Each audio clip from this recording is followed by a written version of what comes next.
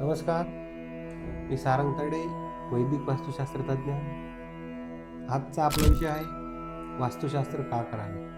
माणसाला समाजात जगताना त्याच्या मानसिक, शारीरिक आणि आर्थिक गरजा पूर्ण करण्यासाठी बराच संघर्ष करावा लागतो आणि हा संघर्ष कमी करण्यासाठी वास्तुशास्त्र खूप मोठ्या प्रमाणात त्याला मदत करते किंवा त्या शास्त्राचा उद्देशही तोच आहे.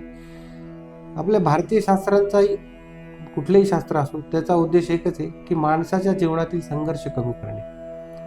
वास्तुशास्त्राचा अभ्यास केला असता किंवा वास्तुशास्त्राचे उपाय केले असता एक लक्षात येते की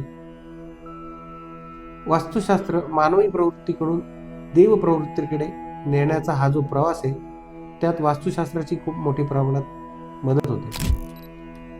माणसाच्या शारीरिक, आर्थिक, मानसिक स्थैर्यासाठी वास्तुशास्त्र खूप मोठ्या प्रमाणावर मदत करते.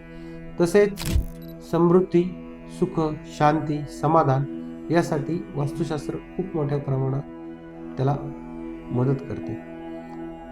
सर्वात महत्त्वाची गोष्ट म्हणजे प्रयत्नवादाला पूरक हे शास्त्र आहे.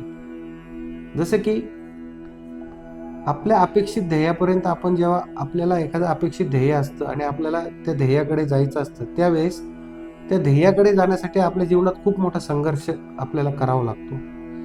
त्याच तो संघर्ष कमी करण्याचा आपला कायम प्रयत्नही असतो.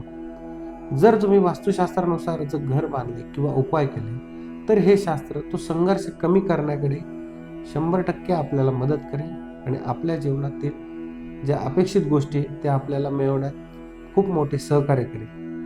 त्यामुळे मी आपल्याला एकच सांगतो की वैदिक वास्तुशास्त्राचा अवलंब करा आणि आपल्या जीवनात परिवर्तन घडवा. धन्यवाद.